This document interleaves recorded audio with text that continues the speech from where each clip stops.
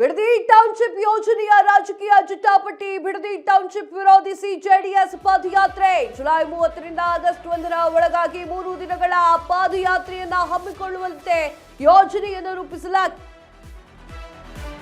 Bidadi township ಯೋಜನೆಯ ರಾಜಕೀಯ ಜಟಾಪಟಿ. Bidadi township ವಿರೋಧಿಸಿ ಜೆಡಿಎಸ್ ಪಾದಯಾತ್ರೆ. ಜುಲೈ 30ರಿಂದ ಆಗಸ್ಟ್ 1ರ ಒಳಗಾಗಿ 3 ದಿನಗಳ ಪಾದಯಾತ್ರೆ. ಬೈಲಹೊಂಗಲದಿಂದ ಬೆಂಗಳೂರಿಗೆ ಜೆಡಿಎಸ್ ಪಾದಯಾತ್ರೆ. ನಿನ್ನೆ ಬಿಜೆಪಿ, ಇಂದು ಜೆಡಿಎಸ್ ಪಾದಯಾತ್ರೆ ಘೋಷಣೆ. ಸುದ್ದಿಗೋಷ್ಠಿಯಲ್ಲಿ ಶಾಸಕ ಸುರೇಶ್ ಬಾಬು ಘೋಷಣೆ. ಒಂದು ಕಡೆಗೆ ಜೆಡಿಎಸ್ ಪಾದಯಾತ್ರೆಯನ್ನ ಮಾಡಲಿಕ್ಕೆ ರೆಡಿಯಾಗಿದೆ, ಇನ್ನೊಂದು ಕಡೆ ಬಿಜೆಪಿ ಪಾದಯಾತ್ರೆಯನ್ನ ಮಾಡಲಿಕ್ಕೆ ರೆಡಿಯಾಗಿದೆ. ಬೆಂಗಳೂರಿಂದ ಬಿಡದಿವರೆಗೂ ಕೂಡ ಪಾದಯಾತ್ರೆಗಳ ಸುರಿಮಳೆಯೇ ಇದೆ. ಆದರೆ ರೈತರಿಗೆ ನ್ಯಾಯ ಯಾರು ಕೊಡಿಸ್ತಾರೆ ಅನ್ನೋದ್ರ ಮೇಲೆ ಎಲ್ಲವೂ ಕೂಡ ಡಿಸೈಡ್ ಆಗಲಿದೆ. ಜುಲೈ 30ರಿಂದ ಆಗಸ್ಟ್ 1ರವರೆಗಾಗಿ 3 ದಿನಗಳ ಕಾಲ ಪಾದಯಾತ್ರೆಯನ್ನ ಮಾಡುವುದಾಗಿ ಜೆಡಿಎಸ್ ಹೇಳಿಕೊಂಡಿದೆ. ಬಿಜೆಪಿಯು ಕೂಡ ಬೃಹತ್ ಸಮಾವೇಶವನ್ನು ಮಾಡಿತು. ರೈತರ ಜೊತೆಗೆ ನಾವಿದ್ದೇವೆ, ಬಿಡದಿ ಟೌನ್ಶಿಪ್ ಅನ್ನ ಮಾಡಲಿಕ್ಕೆ ಕೊಡುವುದಿಲ್ಲ ಎನ್ನುವಂತಹ ಮಾತುಗಳನ್ನೆಲ್ಲ ಆಡ್ತು. ಆದರೆ ಡಿ.ಕೆ. ಶಿವಕುಮಾರ್ ಅವರು ವಿಚಾರವನ್ನ ಸ್ವಚ್ಛವಾಗಿ, ಬಹಳ ಸ್ಪಷ್ಟವಾಗಿ ಮಾತನಾಡಿದ್ರು.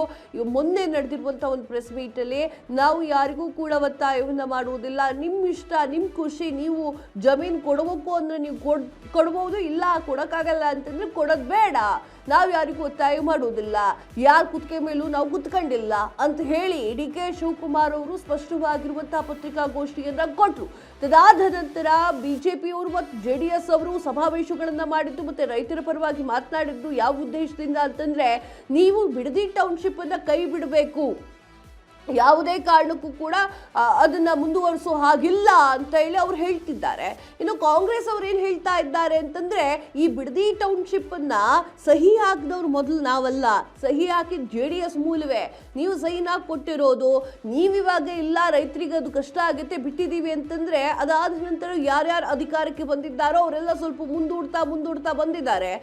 ಅದನ್ನ ಕಂಪ್ಲೀಟ್ ಆಗಿ ಈಗ ನಾವು ತೆಗೆದುಕೊಂಡ ಕೂಡಲೇ ನೀವು ಅದರ ಬಗ್ಗೆ ವಿರೋಧವನ್ನು ವ್ಯಕ್ತಪಡಿಸ್ತಾ ಇದ್ದೀರಾ. ಮತ್ತೆ ನೀವುಗಳು ಅಧಿಕಾರವನ್ನ ವಹಿಸ್ಕೊಂಡಿರ್ಬೇಕಾದ್ರೆ ಸ್ವಲ್ಪ ಮುಂದೂಡ್ತಾ ಬಂದಿದ್ರಲ್ಲ, ಒಂದೊಂದೇ ಸ್ಟೆಪ್ ಇಡ್ತಾ ಇದ್ರಲ್ಲ, ನಾವು ಒಂದು ಸ್ಟೆಪ್ ಮುಂದೆ ಇಟ್ಟರೆ ನಿಮ್ಗೆ ಆಗೋದಿಲ್ವಾ ಅನ್ನೋ ರೀತಿಯಲ್ಲಿ ಕಾಂಗ್ರೆಸ್ ಅವರು ಮಾತುಗಳನ್ನು ಕೂಡ ಆಡಿದ್ರು.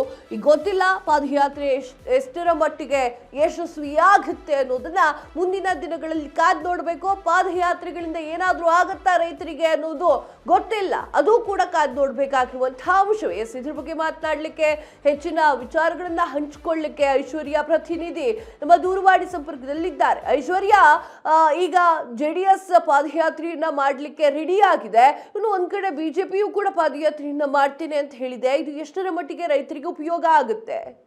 ಖಂಡಿತ ಕಾವ್ಯ, ನೀವು ಹೇಳ್ದಂಗೆ ಹೌದು. ನಿನ್ನೆ ಅಷ್ಟೇ ಏನು ಬಿಜೆಪಿ ನಾಯಕರು ವಿಜಯೇಂದ್ರ ಏನೋ ಘೋಷಣೆ ಮಾಡಿದ್ರು, ನಾವು ಕೂಡ ಪ್ರತಿಭಟನೆಯನ್ನ ಮಾಡ್ತೀವಿ, ಬಿಡದಿ ವಿಚಾರವಾಗಿ ನಾವು ಕೂಡ ಪ್ರತಿಭಟನೆಯನ್ನ ಮಾಡ್ತೀವಿ ಅಂತ ನಿನ್ನೆ ಅಷ್ಟೇ ಬಿಜೆಪಿ ನಾಯಕರು ಅನೌನ್ಸ್ ಮಾಡಿದ್ರು. ಇದರ ಹಿನ್ನೆಲೆಯಲ್ಲಿ ಇವತ್ತು ಸಹ ಜೆಡಿಎಸ್ ನಾಯಕರು ನಾವು ಕೂಡ ಬಿಜೆಪಿ ಬಿಡದಿ ವಿಚಾರವಾಗಿ ಇವತ್ತು ನಾವು ಕೂಡ ಪ್ರತಿಭಟನೆ ಮಾಡ್ತೀವಿ ಅಂತ ಮುಂದಾಗಿರುವಂತದ್ದು. ಏನು ಕಳೆದ ತಿಂಗಳಲ್ಲೇ ನಿಖಿಲ್ ಕುಮಾರಸ್ವಾಮಿ ನೇತೃತ್ವದಲ್ಲಿ ಒಂದ್ ರೀತಿಯಾದಂತ ಪಾದಯಾತ್ರೆಯನ್ನ ಮಾಡಿದ್ರು ಅಂತಾನೆ ಹೇಳ್ಬೋದು. ಟೌನ್ಶಿಪ್ ವಿಚಾರವಾಗಿ ರೈತರನ್ನೆಲ್ಲ ಒಗ್ಗೂಡಿಸ್ಕೊಂಡು ಬಿಡದಿ ಟೌನ್ಶಿಪ್ ವಿಚಾರಕ್ಕೆ ಸಾಕಷ್ಟು ಜನ ಹೋರಾಟಗಳನ್ನ ಮಾಡ್ತಾ ಇರ್ತಾರೆ. ಬಟ್ ನಿಜವಾಗ್ಲೂ ಅದು ರೈತರಿಗೆ ಲಾಭದಾಯಕವಾಗಿದೆಯಾ?